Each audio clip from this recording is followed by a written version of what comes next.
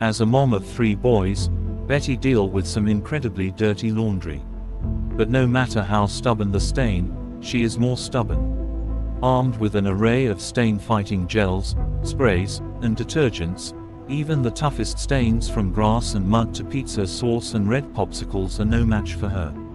Occasionally though, she encounters a mysterious stain that she can't readily identify. So she will ask the owner of the clothing, "Hey buddy, do you happen to know what this stain is?" Because if he can tell her what caused the stain, it's much easier for her to get it out. In today's verse, Paul explains that there's a similar principle at work in our spiritual lives. We're engaged in a battle, and we need to know what, or rather who, we're fighting against. It's not hard for us to understand why Paul assumes that wrestling is part of life. We wrestle with decisions, with emotions, with expectations, and with other people. But Paul says there's more to our wrestling than meets the eye. It's not just against flesh and blood, other people, our own bodies, or our fleshly struggles with sin. We have a spiritual enemy, Satan, who operates in the spiritual realm.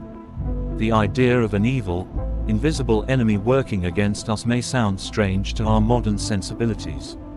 But Christians throughout history have affirmed this understanding of today's verses. Puritan minister Thomas Brooks even wrote a book called Precious Remedies Against Satan's Devices, in which he details many of the specific ways Satan works against us and explains how we can stand against him.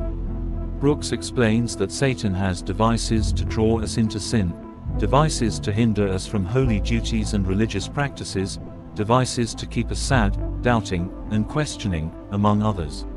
The good news is the armor of God helps us fight Satan's schemes.